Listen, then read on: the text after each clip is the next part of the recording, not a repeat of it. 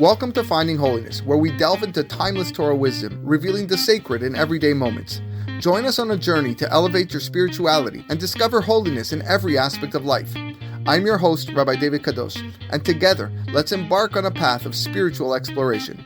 I hope you enjoy this next episode. Erev Tov, everybody. Welcome to another edition of our Thursday night class. Thank you for your patience for those people waiting online. We are testing a new platform tonight. We are broadcasting this shiur and this podcast for the first time simultaneously on YouTube and Facebook in order to increase our reach and our audience. And there's so many people just, like we said, scouring into other people's posts and pictures and videos, and maybe they come across this class. And if they can hang on a little bit, hear a few words of Torah, then that's fantastic. And we thank everybody for joining here tonight live, and as well joining on our podcast on a recording on findingholiness.com, where you can catch all the shiurim archived by topic. Tonight's shiur is sponsored by our dear friends, Mr. and Mrs. David Ben Simon, in memory of his mother, Mazal Tov Ben Simon. Tonight, Nahala, Tihin Nafshat Torah B'Torah Chaim. May the words of Torah that we say this evening be le'ilui nishmata. Before I begin the shiur tonight, I think it is very, very much appropriate to have in mind our brothers on the other side of the globe right now in Ukraine, who are going through war. That's what it is. It's war, and for a people that it is not even 80 years since World War II, and to have this happen again, where people's lives are at stake. We tend to forget that Ukraine happens to be a very big Jewish community in the world today. Over 270,000 Jews live in Ukraine. A lot of people do not know that. It is one of the larger communities of the world, and also has the largest Chabad house in the world as well in Ukraine. And there are Jews there, and they are suffering. And of course, yes, Uman, where Rav Nachman is buried, of course. So this is not an easy situation. This is not simple times. We all have them in our thoughts, and we hope that HaKadosh Baruch Hu brings peace to the world. What can we say? Sim Shalom. HaKadosh Baruch Hu is a God of peace. It's what He cares about. It's what He wants to instill upon us and amongst not even the Jews, but of course even the Goyim. And we hope that whatever is taking place right now in Eastern Europe ends quickly. And no more lives are lost. So a tefillah to them, and protection for our fellow brothers in Ukraine and all those citizens that may be suffering at this moment and going through very, very anxious and difficult times. This Shabbat, we are going to bless the next month, which is the month of Adar Sheni. The second month, of course, it's a leap year, the second Adar. And I saw an unbelievable idea by Rav Pinchas Friedman, who we spend our Thursday nights learning his words of Torah, on the significance of this coming Shabbat being Shabbat Shekalim. Shabbat Shekalim is the Shabbat that precedes Rosh Chodesh Adar. And if there's two Adars, then it's a Shabbat that precedes Rosh Chodesh Adar Sheni. Unless, of course, Rosh Chodesh Adar falls on Shabbat, in which case we will recite Parashat Shekalim on that actual day of Rosh Chodesh. The Chachamim instituted to read the passage of Machatzit Shekel, the beginning of Parashat Ki Tisa, which we just read last week. Coincidentally, it's just last week. The mitzvah of donating Machatzit Shekel, 1/2 silver coin, on this special Shabbat. And this is what the Mishnah writes in Masechet Megillah: Rosh Chodesh Adar shechal liot beShabbat, korin beParashat Shekalim. Rosh Chodesh Adar that falls on Shabbat, we read Parashat Shekalim. Chal liot betoch haShabbat maktibin leSha'abar. And if the Rosh Chodesh falls during the week, we proceed it to the Shabbat before. So what is the rationale for this practice? Why do we do this? The Gemara tells us that Be'echad Be'adar, on the first of the month, Mashme'in al hashekalim ve'al hakil'ayim. Bet Din would announce the obligation of Machatzit shekel on the first of Adar, and as well the prohibition of kil'ayim. The court officials would announce that every Jew has to go and donate a half shekel to the temple treasury for the purpose of what? Of korbanot tzibur. Where else are you going to get the money to buy animals to offer on the mizbeach? So therefore, communal sacrifices, this is where the money of the Machatzit shekel went to for the entire year to come. And with those funds, all the korbanot would be purchased starting from Rosh Chodesh Nisan. And every Jew had an equal part in those korbanot. It's the same, a half a shekel. At the same time, they would also announce that all visible kil'ayim are sprouts of greenery or herbs from different species of seeds that are growing together, and they need to be uprooted from the ground. Have to be uprooted from any fields of grain. This was the announcement they made on Rosh Chodesh Adar. So either on Shabbat Rosh Chodesh Adar, or the Shabbat where we bless Rosh Chodesh Adar, which is the situation this year, we read this Parashat Shekalim to commemorate those announcements. So Gemara asks the following question. Again, the same Gemara, Masechet Megillah, Daf Kaftet Amud Bet. Bishlama ala kil'ayim dizman zeri'ahi. It's understandable why Beddin had to remind the Jewish world to uproot any kil'ayim, any mixture of seeds or growth, because it is a time of sowing. It is a time where they're planting. Ela al ha-shekalim minalan. But with regards to the announcement of the shekalim, how do we know that that's a fitting time? How do we know that Rosh Chodesh Adar is a fitting time? Amar Rav Tabi, Amar Rabbi Yoshia. The Amar Kira, the pasuk says, Zot olat chodesh bechodsho. Pasuk says, this is the olah offering of the new moon at its renewal. Amra Torah, the Torah tells us, Hadesh vehave korban miteruma hadasha. Renew the month by bringing a korban from a new donation. V'kevan de benisan ba'e akruve mitruma hadasha. Since in Nisan we must offer from the new donations. Kadminan v'karinan be'echad be'adar. We therefore advance the reading of Parashat Shekalim 1 month earlier on the first of Adar.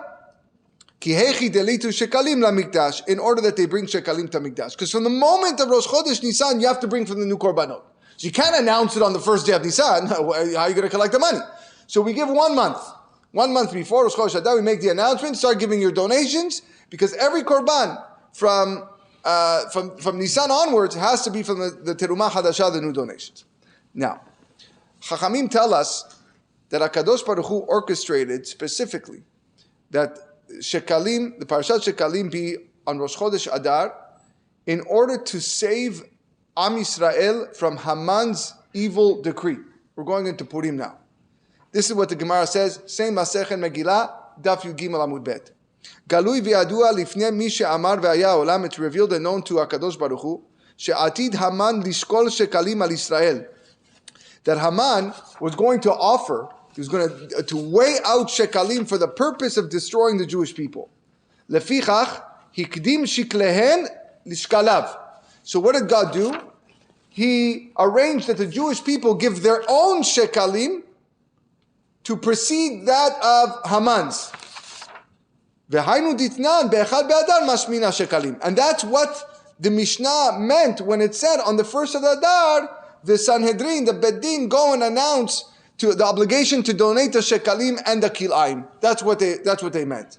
So says the Bnei Yissaschar that the Torah reading on Shabbat Shekalim served as a substitute for Bnei Israel for the actual donation of Machatzit HaShekel. Even though, because of our averot and our sins, we no longer have a Bet HaMikdash.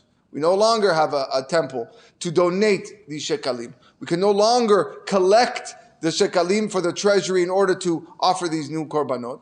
But the reading, says the Bnei Yissaschar, the reading of this passage of Mahatzit HaShekel B'Shekel HaKodesh is viewed by HaKadosh Baruch Hu as if the shekalim are being collected in the Beit HaMikdash and they're performing the mitzvah. I actually spoke about this last night in the Shiur of Megillat Esther. Towards the end, it was a nice idea there. You can go check out the recording to hear it. But they provided the salvation. Those shekalim provided the actual redemption, counteracting the shekalim offered by Haman. Because Haman offered Ahasuerus 10,000 talents of silver in order to wipe out the Jewish people. So what he wants to say tonight, Pinchas Friedman, is to explain the deeper relationship between the donation of the Mahatzit HaShekel for the Korbanot Tzibur, for the communal sacrifices, and as well that connection to the divine salvation of HaKadosh Baruch Hu from the shekalim offered by Haman Harasha. There's an explanation for the mitzvah of Mahatzit HaShekel presented by the Al-Shich HaKadosh in Parsha Ki Tisa. He quotes it in the name of Rav Shlomo El-Kabetz. Rav Shlomo El-Kabetz was the author of the Lecha Dodi Likrat Kala that we recite every Friday night, and it's buried in Sefat. And he writes the following, that when a Jew gives Mahatzit HaShekel every year, internally it's reminding him that he is incomplete without his fellow Jew. I cannot be complete unless I have someone to complete me. And this practice of Mahatzit HaShekel, says the Al-Shich, it promotes Ahdut, promotes brotherhood and unity. It teaches us that we need each other constantly.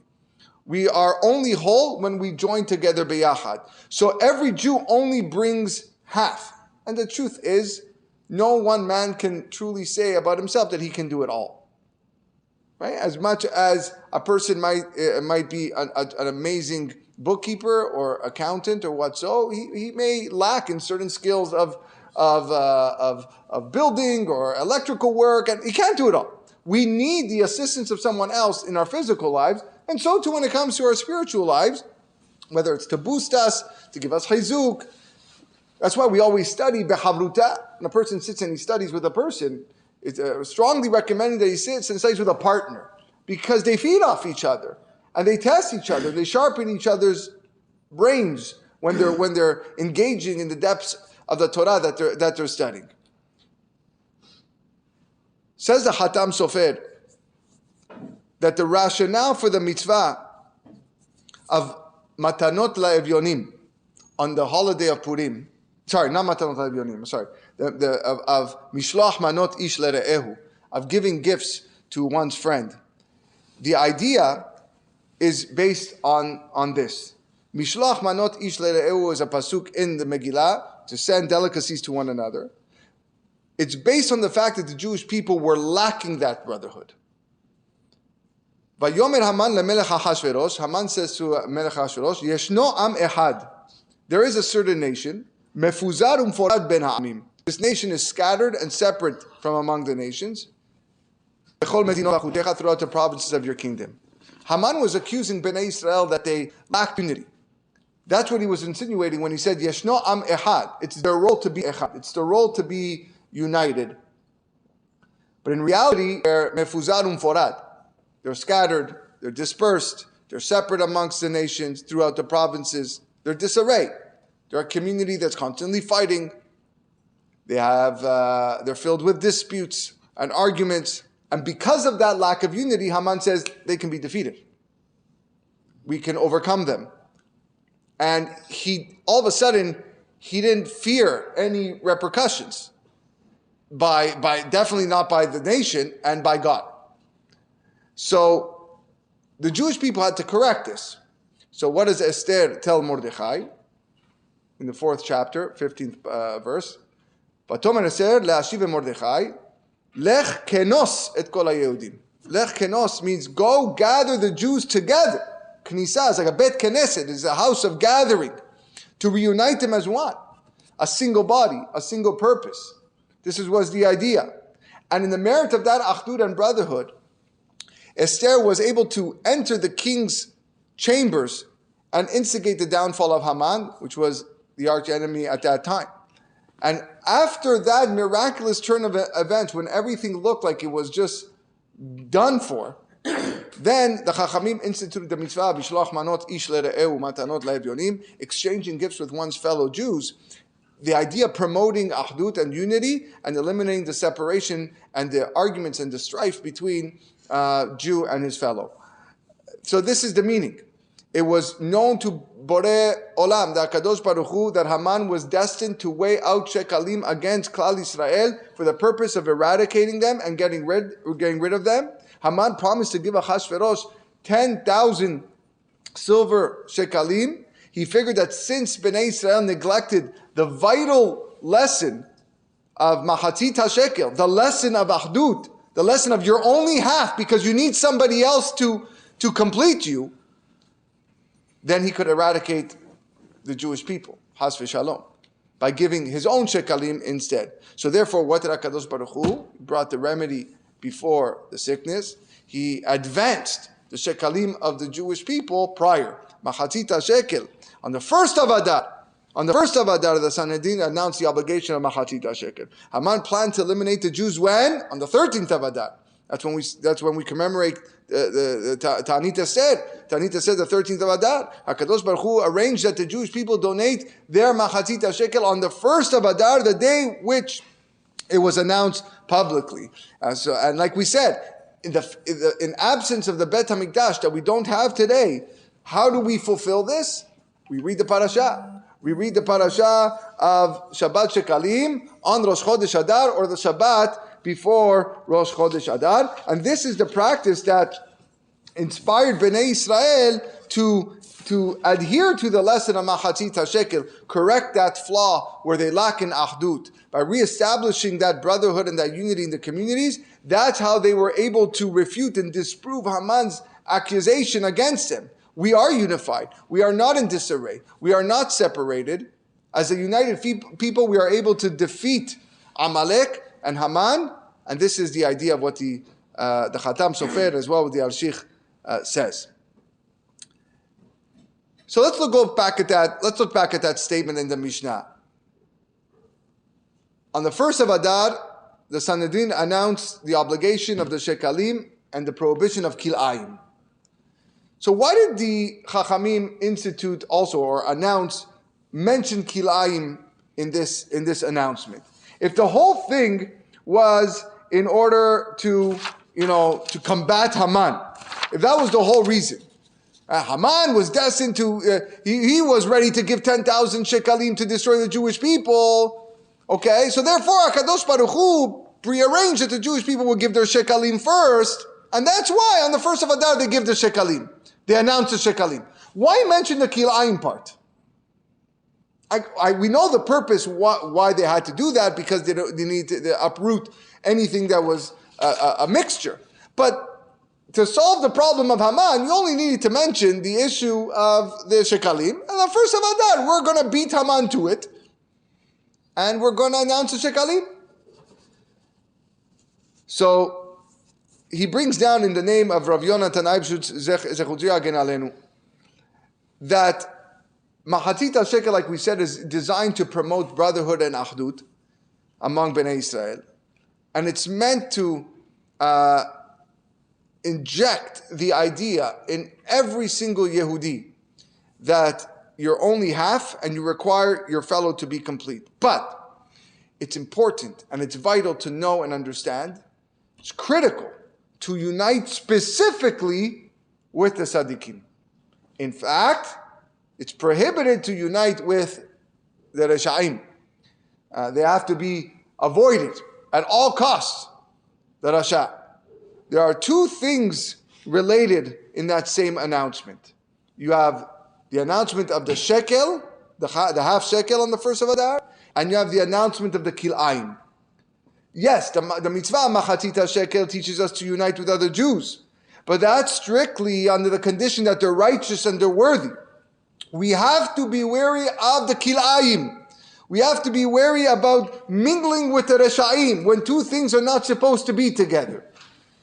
Says Rav Yonatan Eibshutz, it's imperative to unite ourselves and associate ourselves strictly with the tzaddikim and not the reshaim. And that's why the shekalim and the kilaim are mentioned together. That we shouldn't associate with people that we're not supposed to. The announcement included the shekalim and the kilaim because the two are related. Shlomo HaMelech, we've quoted many times here in this shi'ur, says in Kohelet, Ze le'umat ze asa ha'elohim.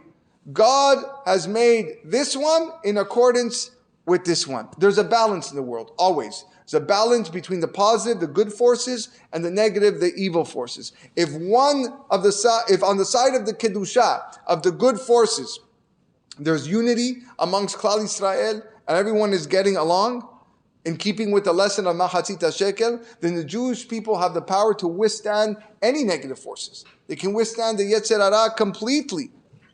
They remain separate from all evil, even the Reshaim. But if there's a lack of unity within Bnei Israel, now the Yetzer Hara has the ability, has the capacity to intrude and to influence them, to associate them with Reshaim. And if there's unity amongst the Reshaim, forget about it. That's all good. That's all good. It ruins any type of power amongst the tzaddikim themselves. This is precisely what happened with regards to in the times of Ahasuerus. Mordechai advised Bnei Israel not to participate in the feast of Ahasuerus. Why? This was at the beginning of the Megillah. What was he worried about? He feared that they would be corrupted by the ideas of the Reshaim and all the other wicked people that were in that feast. By the ideas of Haman HaRasha. This is what the Midrash says. The Midrash says that wicked Haman, he gave an accusation against the Jewish people. Haman said to Ahasuerus that these Jews, there's a way to get them. God hates immorality. If you place zonot, if you place prostitutes in front of them and you make them a feast, you're going to see, make them eat, make them drink, make a party, and you're going to see what's going to happen to them. And upon seeing this, Mordechai said, guys, you can't go to the party. You just can't do it. You're going to lose all protection. But they didn't listen to Mordechai. They still went to the party. They ate, they drank, they became drunk, they behaved immorally, and immediately the Satan stood up and badmouthed him to HaKadosh Baruch Hu. It's not my words, this is the Midrash. And badmouthed him. And HaKadosh Baruch Hu said to the Satan, bring me a scroll right now and I'm going to inscribe them out to annihilation. That was the end of them. So Haman had the ability, the power to decree the annihilation of the Jewish people because they strayed by associating themselves with the Reshaim, partying at a vile feast. HaKadosh Baruch Hu created the balance of good and evil. Those forces are balanced. So by associating yourself on the left with the Reshaim, you can no longer unite with one another. So Haman then says to Ahasuerus, Yeshno am echad mefuzar umforad ben ha'amim. There was a nation that should be one, but really they're in disarray. They lack harmony, they lack brotherhood. So now, it's revealed and known to HaKadosh Baruch Hu, the creator of the world, that Haman was destined to weigh out the Shekalim for the purpose of eradicating the Jews. That's why he said, the Jews' association with the Reshaim is what caused it. That's what made them vulnerable. But God had to do something about it, because God loves his people. So he arranged for the Jews to precede their own Machatzit Shekel to Haman's Shekalim, and that's what we learned in the Mishnah. On the first of Adar, that's when the Sanhedrin went out and announced the obligation to donate the Shekalim and the prohibition against Kilaim. The Shekalim impress upon the person the importance of associating yourself with something that is pure, somebody that is pure, the tzaddik. The Kilaim impresses upon the person the danger of associating yourself with someone that you shouldn't be. And the two go hand in hand, and that's why they're both mentioned in that statement of Chazal, of the Chachamim. Those two lessons together save Bnei Israel from Haman's plan. Just like in the desert. Exactly. With Bilam and the tents. Yes, and then Bilam, he got them. How did he get them? Through immorality. That's exactly what it was. The Benot Moab sent in the girls over there, and then eventually they ended up worshipping Avodah Zarah. So that's one thing leads to another. I want to go a little bit deeper here. And there's an unreal chidush in the Midrash which associates Haman's decree with the sin of Mechirat Yosef, the selling of Yosef to Egypt by his brothers. I want to read you the Midrash here. The Pasuk says, Haratzim yatzeu dechufim bidvar hamelech. Once the decree was made, the couriers, UPS, went out very fast by the order of the king. And then, ve'adat nitena b'Shushan b'Yad, the law was sent out. Ve'amelech ve'aman yashevu lishtot. Ve'ayir Shushan navocha. The king and Haman sat down to drink, and the city of Shushan was in despair. Says, look what the Midrash says over here. Amar Rabbi Hanin. Rabbi Hanin says, Man de amar rahmana vatranhu yivatrun me'ohi. A person who says that God is loose regarding sin, meaning he doesn't pay attention. May his bowels be let loose. That doesn't mean he forfeits his life. You think that God doesn't pay attention to sin? You don't know what's coming to you. And he proves it. Aval ma'arich ruche ve'gabe dideh. God is long-suffering. He's patient. But gabe dideh, he collects his due when it's time. Amar lahem shevatim, la shevatim, he gives an example. Hashem said to the leaders of the 12 tribes, Yaakov's sons, Atem mechartem et achichem mitoch ma'achal u'mishteh. You sold your brother Yosef in the midst of eating and drinking. That's what happened. They sat down and drank when they sold Yosef while he was in the board, and then they saw the caravan. I'm going to do the same to your offspring. That's why he said, while the decree was going out that the Jews were going to die, Hashverosh and Haman having a Macallan 15, some nice shots over there with of scotch and beer, whatever it is that they wanted. So that day of doom was the 13th of Adar, was almost a year away. Hashem made it that give a chance for the Jewish people to prepare. It was a year away. Why were the Jews of Shushan confounded? Why were they in the state of distress right now? Haya echad mi Yisrael yotze lashuk. And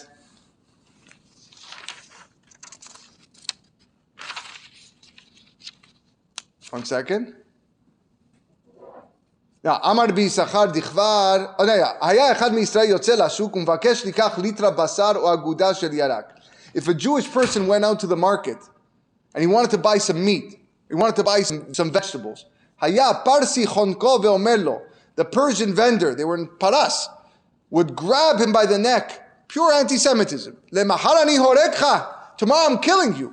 Umvazbez et mamoncha, and I'm going to plunder your money. I'm going to take everything you got.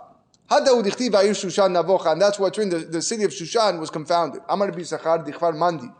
Rabbi Yisachar kvar mandi said, Uma im mi shemahal. Now, if you look at the story of Yosef, Yosef forgave them at the end of his life. The brother said, please, Yosef said, don't worry about it. If mi shemahal, if Yosef who forgave them, ve'amar lo atem shelachtem oti hena ki Elohim, Yosef said, don't worry, it wasn't you who sent me here. This was God's plan to get me here. Re'e ad hechan hi metukenet. See how far the guilt of that misdeed remains standing up until now. For all the way until Mordechai, that punishment of selling Yosef was still in effect. So if somebody chooses not to forgive his fellow, how much more so with the guilt of that deed? How long will it last? These are the words of the Midrash. According to this Midrash, HaKadosh Baruch Hu tells the tribes, he's going to do to them exactly like you did to your brother in the future. I'm going to negotiate a sale of your people while they're having a meal. Just as the brothers of Yosef were sitting and drinking, so too Haman and the king were negotiating the sale of the Jewish people while sitting and drinking. And that lasted until the times of Mordechai. The punishment of Yosef was still in force. Says Harav Hachida, Nesefer Avad David, that this is why the miraculous Geulah of Purim was orchestrated specifically by Mordechai and Esther. Because they were both from the tribe of Binyamin. And Binyamin did not participate in the sin of Mechirat Yosef. They were not. Binyamin was too small. He wasn't present. So this means that Haman's decree was primarily on the account of the Shevatim who were involved. So if that's the case, we must say that Reuven, who went back to his father, Yosef, who was in the board, and Binyamin, who was too small, who took no part in the sale, were still included in the decree. They're still included in the decree because Haman did say, I'm killing all the Jews except for those of Reuven, Yosef, and Binyamin. Every Jew was included.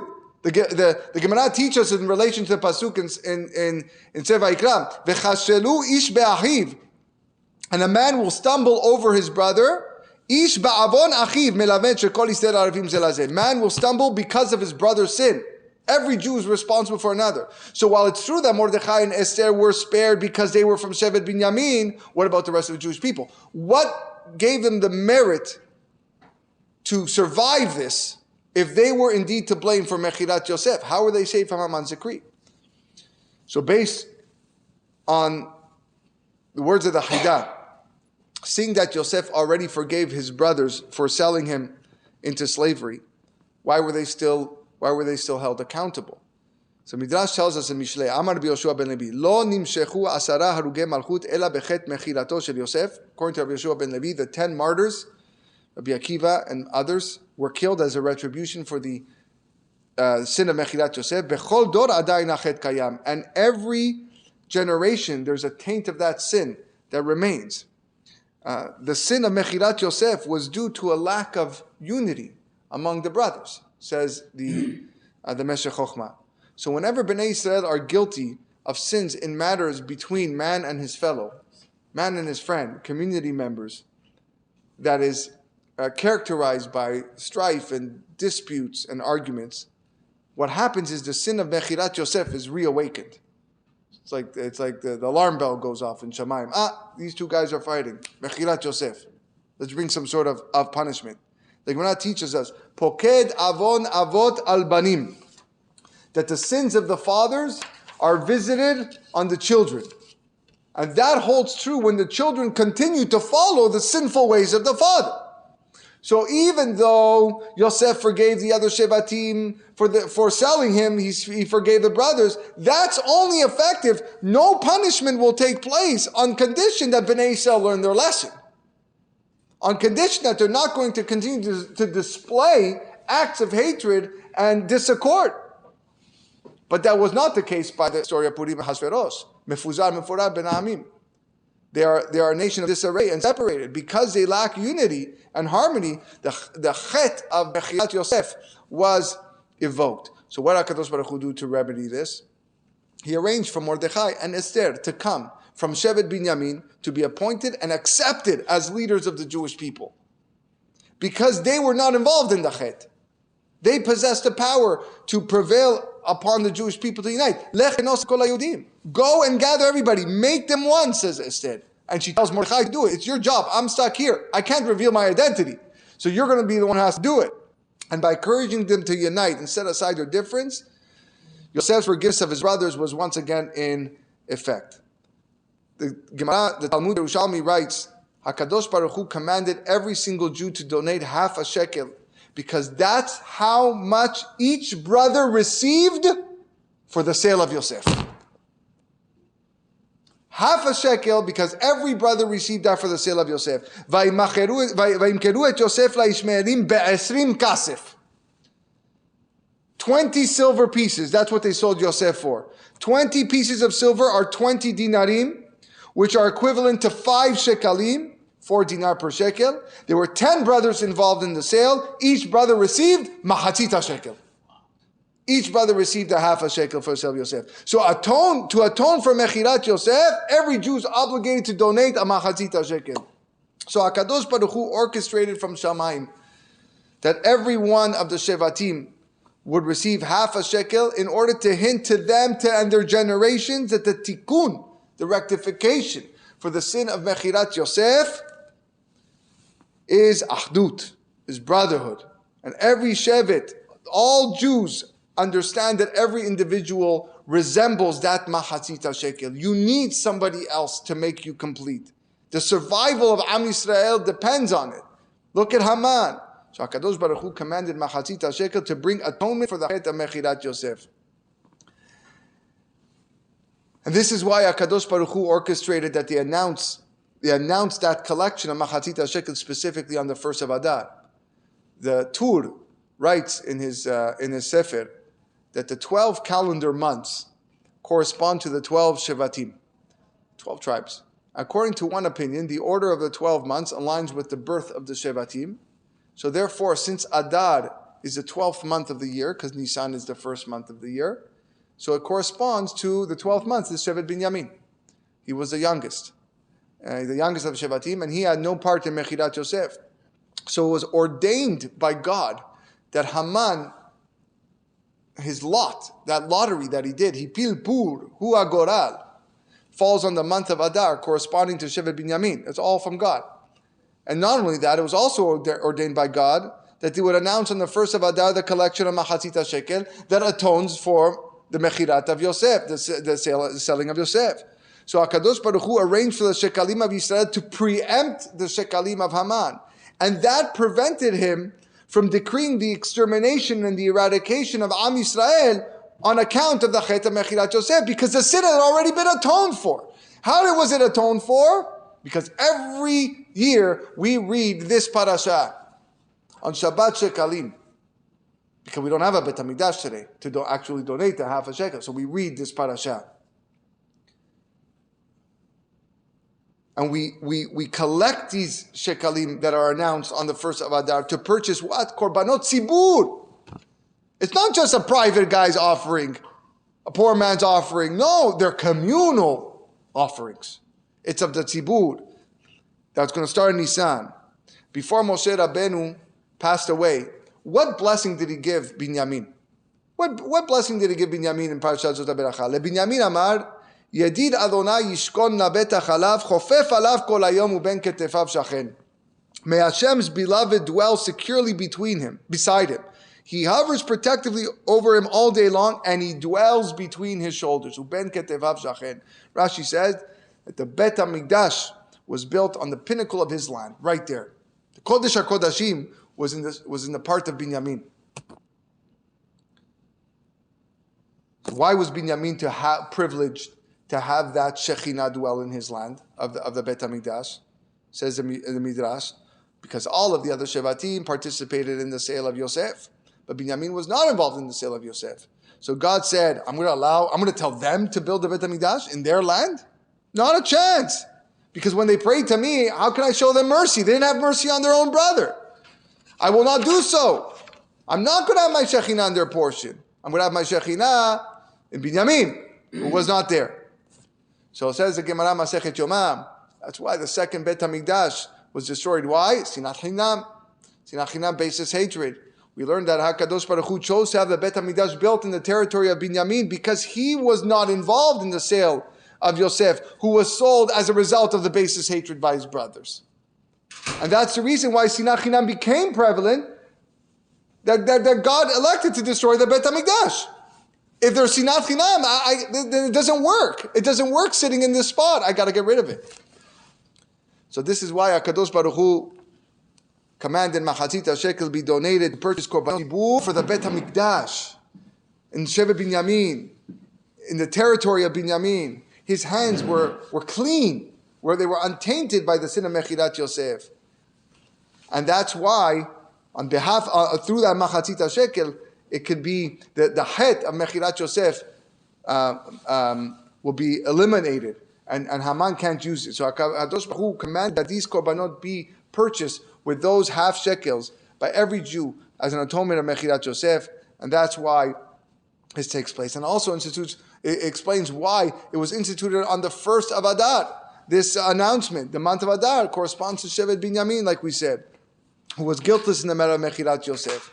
And that was the strategy that was employed by Mordechai HaTzadik, a descendant of Binyamin. He gathered all the Jews in Shushan to demonstrate their unity. Everything was meant to be the same goal. Unity protects us from so much. It protects us not only from our uncomfortable relationships with people who we have disaccord with, but more than that, it protects us from the Yetzer Hara. at Har Sinai. Vayichan Sham Yisrael neged ha'ar keish echad belev echad. Vayichan, they're one people.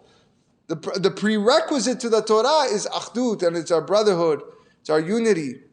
What else is compared to a mountain? The Yetzer Hara. So at the end of days, the tzaddikim are going to see the Yetzer Hara defeated, and they're going to see the Yetzer Hara as a big mountain. So and they say, wow, and they're going to be laughing like, so duper, like, oh my God, we did this. So the Torah was given on a mountain, the Yetzer Hara is a mountain,